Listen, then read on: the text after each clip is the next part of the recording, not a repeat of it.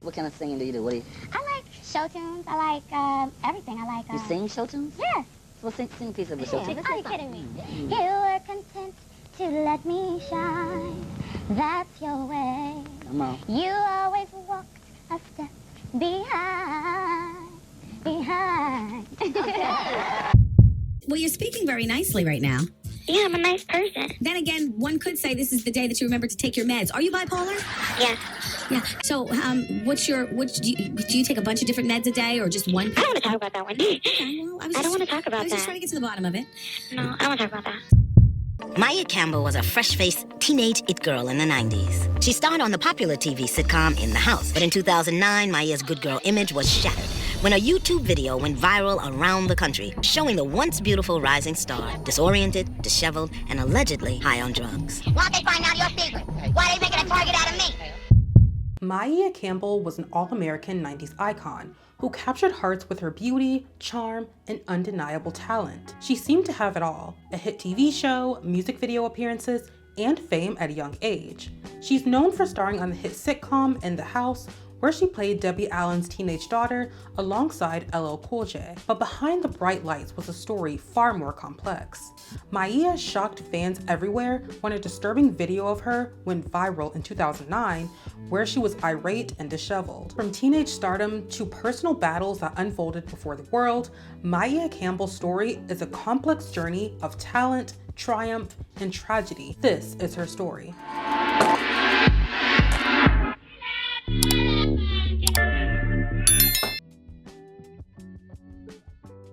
Maia Shanasa Campbell was born on November 26, 1976, in Tacoma Park, Maryland. She was raised in Los Angeles, California, surrounded by creativity and intellect. Her father, Tico Campbell, was an architect and author. Her mother, New York Times bestselling author Bebe Moore Campbell, was a critically acclaimed author and a passionate mental health advocate whose work shined a light on the African American community's struggle with mental illness, telling NPR in 2005, in part, quote, "Stigma is one of the main reasons why people with mental health problems don't seek treatment or take their medication. People of color, particularly African Americans, feel the stigma more keenly. In a race-conscious society, some don't want to be perceived as having yet another deficit," end quote. Those words would later echo painfully in her own family's journey as Maia faced the very challenges her mother worked so hard to bring to the forefront. Growing up, her mother put her in dance, acting, and music classes. She also took part in talent shows at school and sang in her church's choir. According to her episode of TV1's Life After, Maia said it was difficult to keep up with her mother's high expectations, but trying to be the best she could be gave her a sense of accomplishment. Bebe regularly drove Maia from the inner city of South Central Los Angeles to Santa Monica, California, so she could attend a better school and have access to more educational opportunities. Maia's love for performing started early. By 16, she landed her first film role as Shantae, aka Tay, the sassy cousin of Tupac Shakur's character in the 1993 classic and one of my favorite movies of all time, Poetic Justice. Oh, Shantae, check that chicken, baby. Make sure it don't burn. Okay. But I was always happy that you and Khalil were more like brothers than cousins. Families got to stick together no matter what.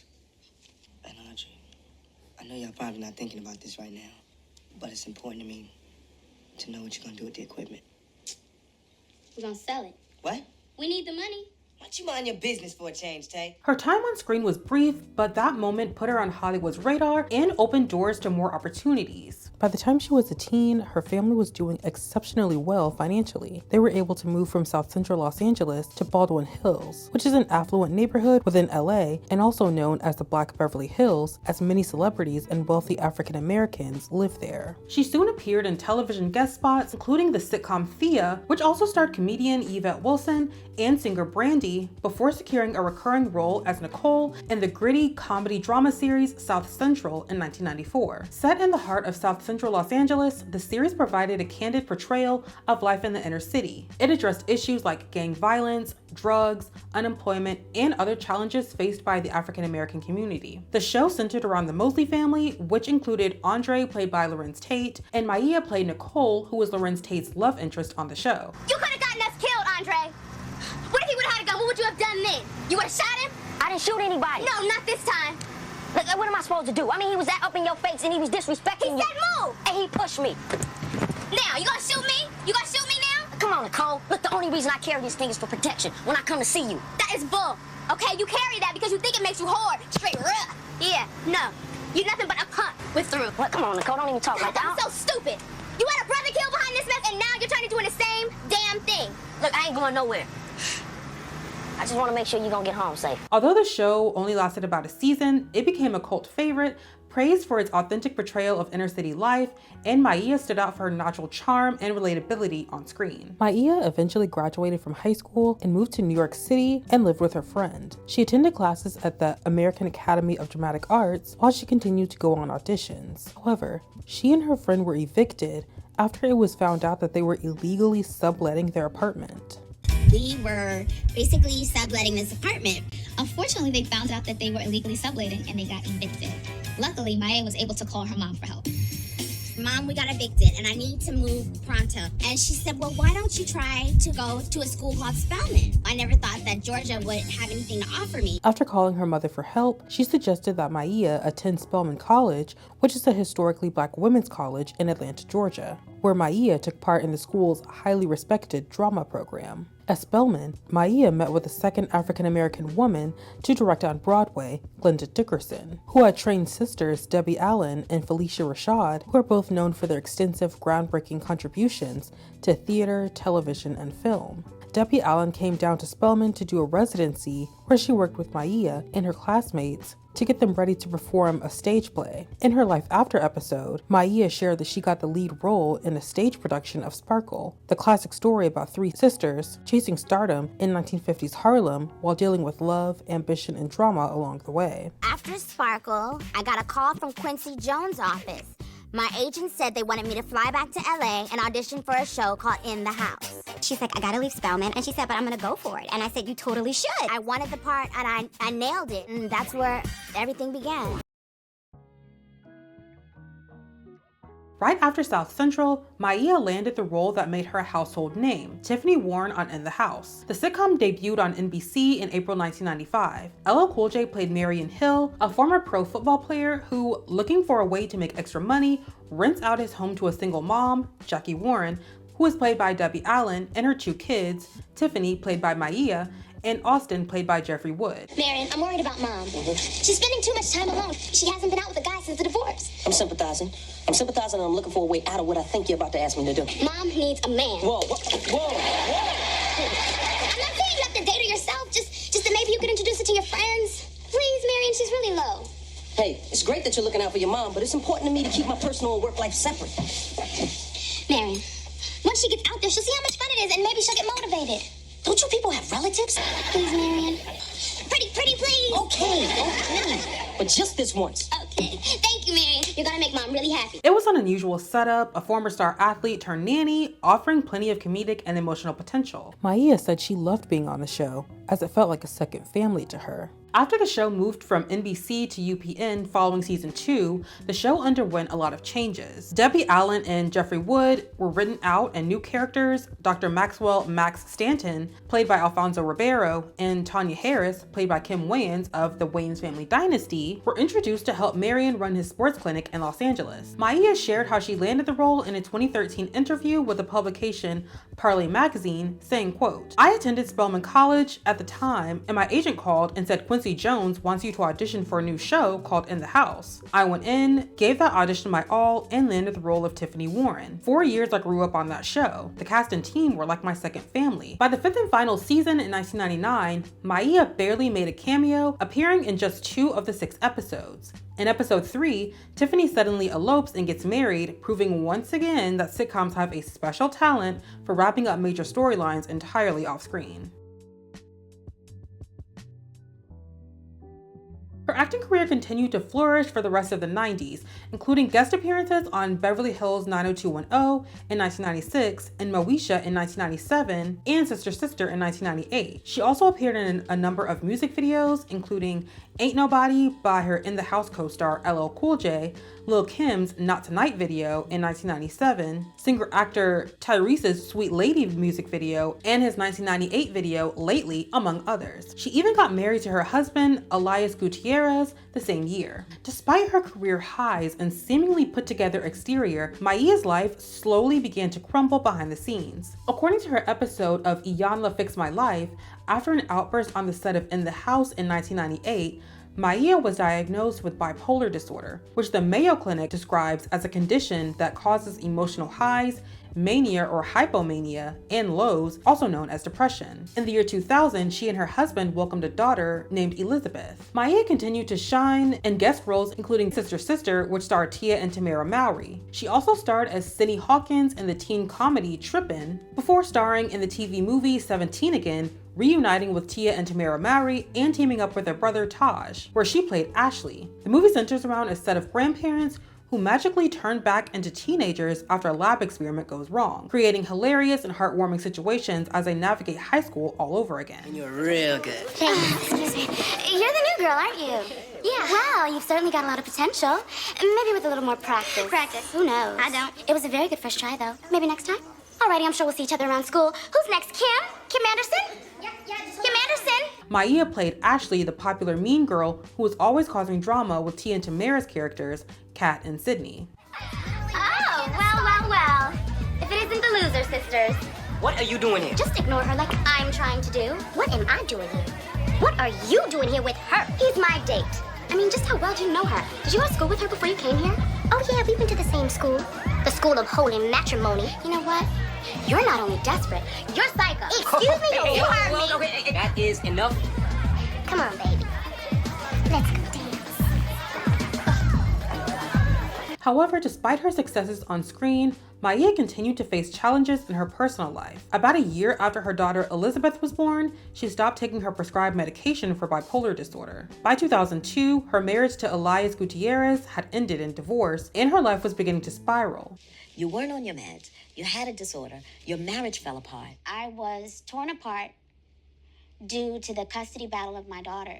Who were you in battle with for your daughter? With my ex-husband. You gave it to him, Basically, or the courts gave it to the him? courts gave it to him in a quick custody battle. I remember, however, your mother telling me that she had to come and rescue your daughter from your apartment.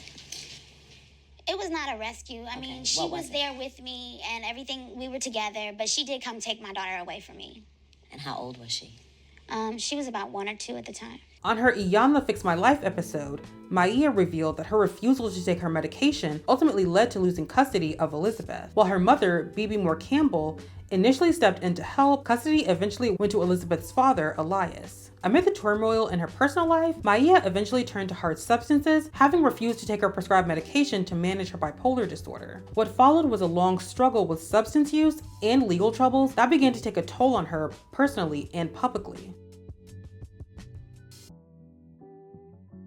In 2005, her mother Bibi wrote the novel 72 Hour Hold. The story follows Carrie Whitmore, a mother dealing with her daughter Trina's sudden onset of bipolar disorder. As Trina's behavior becomes increasingly erratic, Carrie faces the harsh realities of the mental health system, including the limitations of a 72-hour psychiatric hold. In a 2005 interview with CBS News, Bibi explained that although the book is a work of fiction, she admits that she drew from her life experiences, saying in part, quote, "I have a mentally ill family member. I've been on the journey with my own loved one for 8 or 9 years." During her Life After episode, Maia revealed that the book drew some inspiration from their relationship. Bibi explained the title 72 Hour Hold refers to the period a psychiatric facility can legally hold someone against their will or are unable to care for their own basic needs due to a mental health condition, also known as being gravely disabled. She went on to say, quote, "When you call 911, if you have a mentally ill loved one who is perhaps acting out because of non-compliance, he or she can go into a 72-hour hold. The problem is that it is kind of like a Band-Aid Band-Aid for a hemorrhage because 72 hours is sort of like a time out. BB's personal connection to mental health awareness is further reflected in her advocacy work. She co-founded a chapter of the National Alliance on Mental Illness, also known as NAMI, in Los Angeles, and was instrumental in establishing July as BB Maia Campbell National Minority Mental Health Awareness Month. By 2006, BB had sadly passed away from brain cancer. On her Fix My Life episode, Maia revealed that her substance issues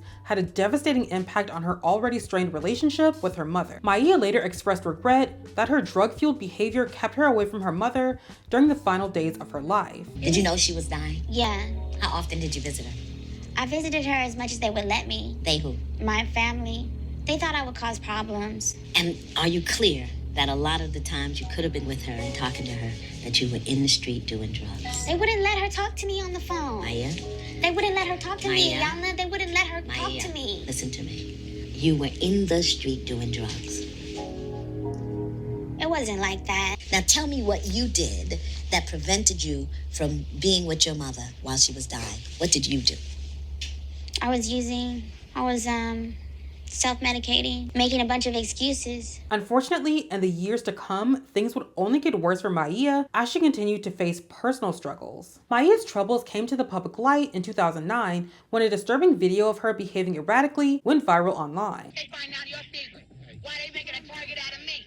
Amid her ongoing battle with mental health and substance use, Maia's stepfather, who had been in her life since she was 6, stepped in and placed her under a conservatorship, which is a legal arrangement that gave him control over her personal and financial affairs to ensure she received proper care and oversight. By 2009, her stepfather, Elias Gordon Jr., revealed that Maia was in a treatment facility. He released a statement to the media outlet Essence, saying in part, quote, "As a family, we have been struggling with Maia in her illness for quite some time. We continue to hold fast to our faith and hope that someday she will realize that healing will begin when she decides to reach out and accept the help and treatment that have been offered to her." According to the Huffington Post, in 2010, Maia was arrested for theft and sent to a mandatory mental health facility. She voluntarily lived at a residential treatment center in hopes of transitioning to living on her own. During her 2012 episode of Iyanla Fix My Life, Maia had an emotional reunion with her daughter, Elizabeth. It was a pivotal moment, giving her a chance to begin repairing their relationship after years of separation and personal struggles. Her episode ended on a positive note with an update at the end revealing that Maia went from a deep depression to finding her voice again. She also planned to leave the mental health facility she was living at during the filming of her episode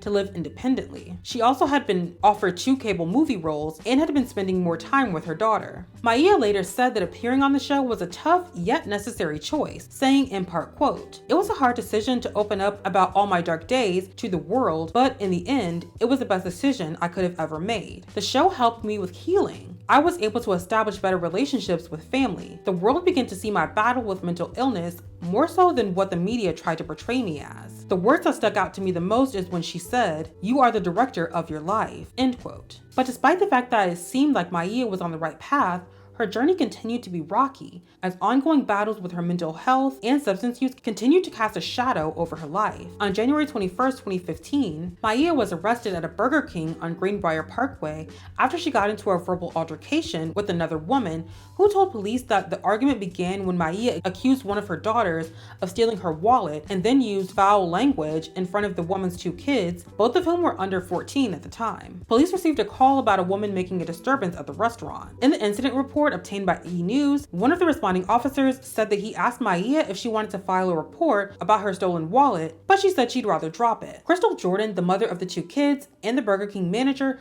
both told the officer that Maia had been screaming cuss words. Crystal said, according to the report, that Maia had threatened to, quote, "beat her bitch ass," and had said to her, "Bitch, you gonna need some help," end quote. According to E! News, Maia continued to insist that she had never used anything but the King's language. The police report continues, but when she was cuffed and in the back of the patrol car, she allegedly called the arresting officer an effing gay slur. What am I gonna say? The report states that her conduct in the car was also caught on video with audio. The following month, on February 11th, 2015, the 38-year-old actress was reportedly arrested again, this time outside a Riverdale, Georgia Waffle House for disorderly conduct and allegedly making a drunken scene. According to TMZ, Maia's latest arrest occurred when officers were called to the Waffle House because she was allegedly acting chaotic. They gave her the chance to walk out quietly, but she reportedly refused, after which she was taken into custody and booked. Now, there's no word on what ever came of those arrests, whether she was convicted or fined or faced any legal consequences. Fast forward to 2017, a now infamous video surfaced of Maia at a gas station, visibly distressed and asking for substances while wearing only a bra and underwear. So you want some powder or some crack? He doesn't rape me, but he used condom and it was digging. How did he rape you with a condom? Because he like grabbed me like that. That's what I mean. Like, he was unhuman. That's crazy. But this is my real hair. And bitches ain't got real hair. Yeah, bitches ain't got no real hair. Show them your real hair. Yeah. Keep up. No, did you put 80? Wait, okay, no. Oh, I didn't push it. Okay, yeah. Right there. Yeah, we do 89. He a cheater, so. Cheetos. I don't want no Cheetos. Well, I was a cry. According to Ebony Magazine, it was captured by Atlanta rapper T Hood, who, according to the news site Black America Web, later apologized amid backlash for posting the footage. Now, on a completely unrelated note, if the name T Hood sounds familiar, he's the rapper who was once dating Kelsey Frost, who was the daughter of Love and Hip Hop stars Kirk and Rashida Frost. T Hood lost his life in August 2025 after being shot multiple times in Snellville, Georgia, which is about 30 miles outside of Atlanta. Burnett County Police have named the 24-year-old son of reality stars Kirk and Rashida Frost, Kai Frost, as a suspect in the rapper's death. We also know the home where Friday's deadly shooting happened lists their daughter, Kelsey Frost, as a resident. And according to social media posts, she and the rapper seem to have been in a relationship. If you watch the Love and Hip Hop Atlanta reality series, then you are very familiar with the Frost family. It was on October 9th, police found Hood shot inside a home in Snellville around 7 p.m. Police say Kai Frost and other witnesses remained on the scene after the shooting. And police now say the shooting is being investigated as a possible self-defense case. Her former In the House co-star LL Cool J publicly offered Maia help, posting on social media, "If anyone has contact on Maia, please let me know." It's not clear if LL Cool J ever got in touch with Maia, but there was later another video that was posted where she declined his offer, saying, quote, "I don't need help, I just need a benefit concert for mental health." Maia says she's doing good and describes herself as a real serious person. LL Cool J responded on Twitter saying, "You can't help someone who doesn't want your help." On May 16, 2020, at 43 years old, Maia found herself in trouble with the law once again. According to the Associated Press, she was arrested in Atlanta and charged with being a pedestrian in the roadway during a police crackdown on illegal street racing. That weekend, authorities arrested 44 people and handed out more than 100 citations. Now, as for Maia's exact involvement, police didn't share many details, just that she was caught up in the sweep. Also in 2020, Maia was seen again in another distressing video. This one, posted in October 2020, showed her on the streets of Atlanta appearing to beg for money. The footage sparked widespread concern among her fans and the public about her well-being. I'm proud to report that Maia made a return to social media in April 2025 after a long break. On April 12th, she shared a stunning photo with celebrities hairstylist and makeup artist Jason Glenn. This post was liked more than 100,000 times, with fans eager to wish her well and share words of kindness. In addition to the photo, Maia posted a video expressing gratitude for the love and support from her fans. She shared her aspirations to collaborate with filmmaker Tyler Perry to adapt her late mother B.B. Moore Campbell's 2005 New York Times bestselling novel 72 Hour Hold into a film. Let's take a look. Hey everybody, thanks for checking in and wondering if I'm okay. I'm doing great. I just wanted you to know that everybody keeps asking me what do I want to do with my career, and honestly I could say that I really want to get in touch with Tyler Perry and have him produce my mother's book 72 Hour Hold. It was a monumental book for me. It was a New York Times bestseller, and July is Mental Health Awareness Month. So I'm still on that campaign. Keep me up in prayer. Thank you for praying for me. And I'm going to do my best to make you guys happy. I'll see you soon. Bye. Maia Campbell's story is one of brilliance, heartache, and hope. From youthful promise to public pain, and now an inspiring return, her journey reminds us that healing is possible, even when the world is watching. If Maia's story resonates with you, drop a memory, a kind word, or just send her some love in the comments. And thank you for watching. Now, as a fan of Maia, it was very, very difficult to watch some of these videos back. I do remember the very first one, the 2009 clip where she was in the car, especially like how it ended with her saying that she was gonna, get beat up by the other guy that was in the car with her. I would just remember being extremely shocked. Like, you would never expect to see her like that. But I'm super happy to report that she's doing so much better now, and I love that for her. So please make sure to like, comment, share, and subscribe. I love you for watching. Bye.